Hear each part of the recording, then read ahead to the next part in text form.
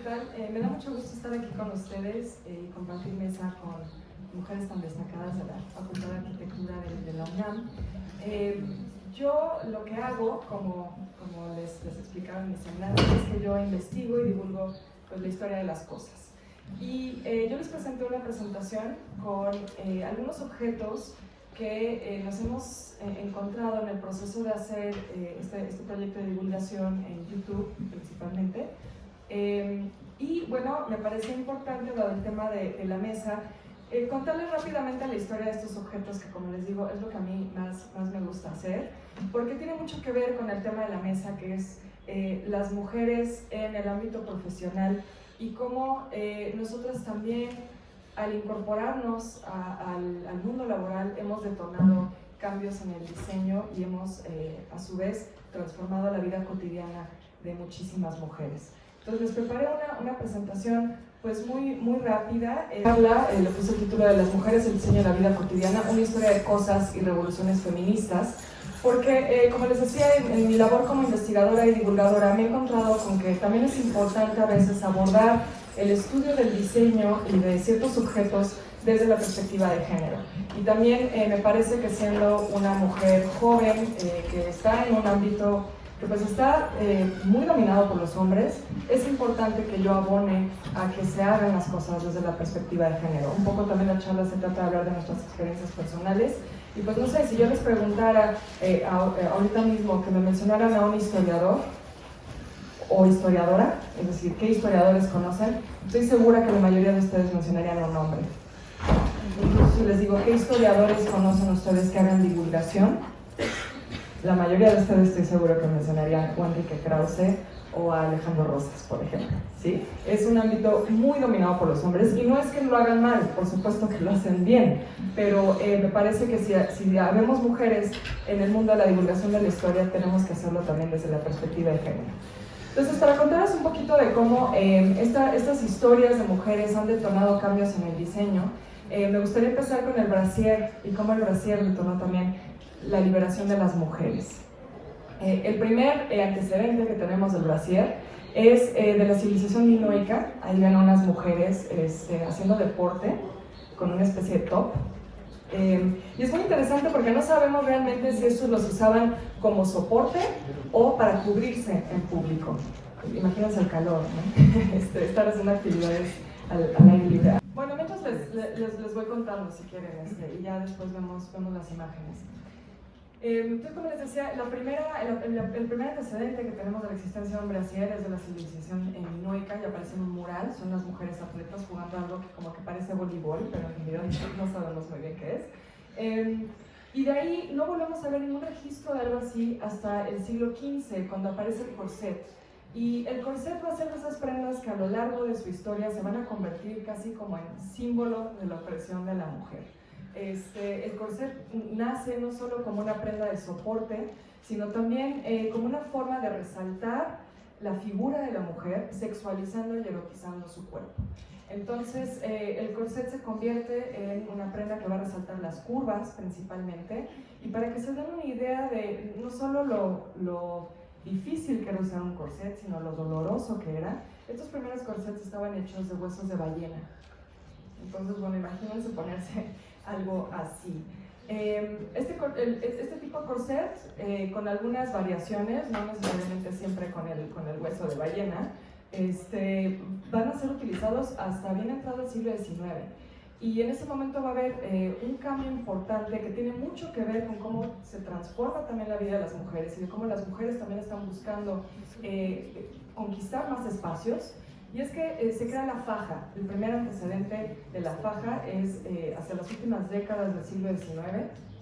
Y lo que sucede es que pues, las mujeres se vuelven mucho más activas en la vida cotidiana. Pasan de ser pues, personajes un poco pasivos en la vida de las sociedades, ¿no? Que ocupan espacios principalmente en el hogar y cuyas actividades están muy restringidas a algo que también está muy relacionado al diseño, que son actividades manuales como el bordado, ¿no? El tejido, pero bueno, van a estar totalmente constreñidas al hogar y constreñidas por el corset físicamente.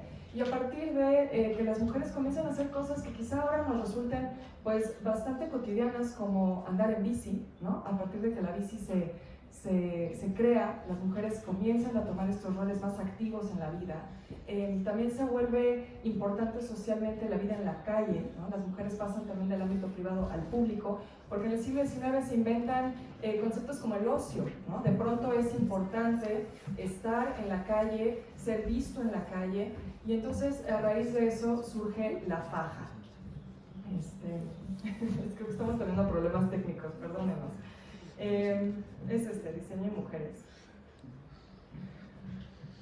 Bueno, les sigo contando. En ese momento las fajas también tenían mucho que ver con cómo el hombre quería ver y consumir el cuerpo de la mujer, porque estas fajas ya dejan de ser una forma de reloj de arena, sino que ahora lo convierte en una forma de S. Entonces el cuerpo de la mujer se vuelve también a deformar nuevamente, y entonces se vuelve una S en la que la cadera es empujada para atrás y el busto hacia adelante. Entonces de nuevo se trata de resaltar las curvas de la mujer. Ok, les muestro rápidamente las imágenes. Estos son los brasieres minoicos. Aquí pueden ver el bonito corset de hueso de ballena. Lo pongo así también para que aquí lo puedan ver. Y eso es un retrato del siglo XV, donde pueden ver a una mujer utilizando un corset. Como les digo, era muy común el uso del corset desde el siglo XVI hasta el XIX. Aquí vemos una imagen, un anuncio del siglo XIX de un corset. Y bueno, también era muy común que las mujeres se desmayaran, porque el corset no les permitía respirar bien. Se han visto como estas primeras películas del cine mudo, donde las damiselas siempre se desmayan, pues tiene mucho que ver con eso, era parte del imaginario de la época, ¿no? Entonces, como les digo, hacia finales del siglo XIX surge esta faja, que como ven ahí en la imagen, la mujer está pues en una posición pues no muy cómoda, francamente, donde se ve cómo su busto está siendo como empujado hacia adelante, que es lo que les contaba.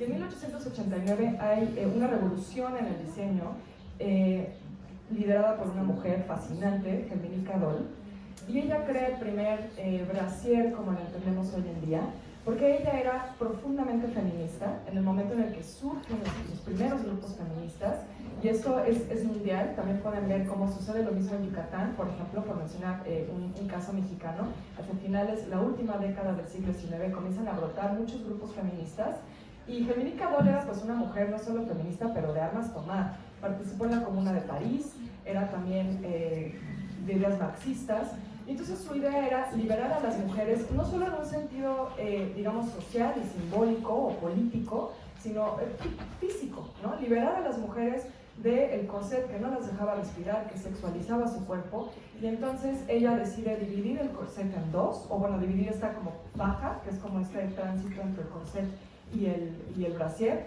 y entonces hace un primer conjunto, que es el que están viendo ahí, en una imagen que pues emula como lo presentó en la Exposición Universal de París en 1909, y ahí vemos cómo también hace después una modificación importante, si bien surge por primera vez en 1898, para 1900, para la exposición, también le incorpora tirantes. Y entonces eso, de nuevo, puede sonar como una decisión de diseño muy sencillita, pero en realidad eso fue lo que permitió que el brasier ya se comercializara como una prenda aparte, como una prenda individual, y esto va a comenzar a suceder en 1905. Como un dato curioso, la primera vez que se usa la palabra brasier fue en la revista Vogue en 1907, y a partir de ahí ya se vuelve una palabra de uso común. Ahora, ¿qué sucede? Esto es bien interesante. Si bien al principio el corset era el símbolo de la opresión femenina y el brasier se vuelve el símbolo de la liberación, después, para los años 60, el brasier vuelve a ser un símbolo de la opresión de las mujeres, de la sobresexualización del cuerpo de las mujeres, también hay que decirlo, y en esto fue fundamental la película El Graduado, porque también en esas escenas en las que aparece el famoso personaje, la señora en lencería de ropa interior, exacto, la señora Robinson, también en el imaginario comienza a haber una idea de que el brasier ya no solo es una prenda para que las mujeres estén más cómodas, sino que es una prenda que erotiza su cuerpo y también el boom de la pornografía que surge a partir de la Segunda Guerra Mundial, cuando los hombres comienzan a llevarse al frente las famosas pin-ups, donde vemos a mujeres con ropa interior y tacones. No solo el brasier se va a sexualizar, sino también el tacón se va a convertir en una prenda que representa la sexualización de la mujer. ¿Qué pasa en los años 60? Que a partir de la revolución sexual comienzan a quemar los brasieres en las manifestaciones, comienzan a quitárselos en forma de protesta, y bueno, ahí vemos cómo nuevamente la idea de la liberación femenina va a tener un impacto en cómo nos acercamos a nuestra vida cotidiana a los objetos que utilizamos todos los días. Otro ejemplo del que quería platicarles era el labial y cómo conquistamos nuestros propios cuerpos a partir del maquillaje. Otro caso interesante en el que comienza como un tema de liberación femenina y se termina convirtiendo también en un símbolo de opresión. De nuevo, porque a mí me gusta irme hasta el primer ejemplo de estos objetos. El primer registro que tenemos del uso de cosméticos es de la civilización sumeria. Ahí vemos una escultura donde se le ven los ojos pintados con una especie de quejel, de delineador, ¿sí? Pero los sumerios se pintaban también los ojos y los labios, y curiosamente no era algo exclusivamente de las mujeres, también los hombres se los pintaban.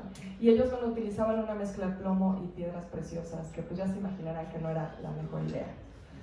En Egipto, tampoco la más barata, claro, era algo de élite, también hay que decirlo. En el siglo I, antes de nuestra era, con la famosísima Cleopatra, se crean también muchos cosméticos especialmente para ella, porque a ella le gustaba pintarse. Ahí vemos una ilustración. Y bueno, sus cosméticos se utilizaban cera de abeja, flores, insectos y escamas. Esto está bien interesante, usaban escamas para que se vieran tornasolados sus labios.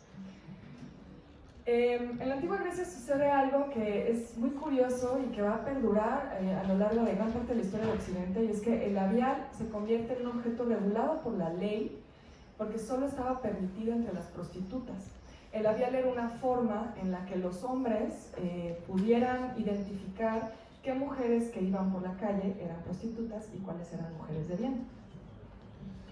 En la Edad Media también sucede algo muy interesante, y es que la Iglesia decide imponer el uso de los cosméticos como una afrenta a Dios. Incluso se vincula mucho a la brujería, porque se creía que era una forma de engañar a los hombres sobre tu apariencia. Y entonces por eso estaba prohibido, se consideraba un comportamiento pecaminoso, y solo se permitía, esto es bien interesante, solo se permitía a las mujeres que eran de mal ver, para que fueran más atractivas para sus maridos. Entonces solo en esos casos podía ser utilizado para pues, echarte una manita de gato y verte más atractiva para tu marido. En el siglo XVI sucede un cambio importante, y es que la reina Isabel I de Inglaterra le fascina el labial, comienza a utilizarlo, y en ese momento se empieza a popularizar entre las élites. Lo que además es bien interesante es que en estos siglos, todavía hasta el siglo XVIII, el uso de cosméticos va a ser más común en hombres. Si piensan, por ejemplo, en la corte de los Luises, ¿no? Se empolvaban con blanco, se ponían chapitas. No sé si han visto la película de Olivia Colman, ¿cómo se llama? La Favorita. Si han visto La Favorita, ahí van a ver un personaje muy, muy maquillado. Se seguían haciendo con bases de plomo, y bueno, esto fue trágico porque la reina Isabel murió, y probablemente murió envenenada por las cantidades de labial que utilizaba. Sí, se maquillaba mucho.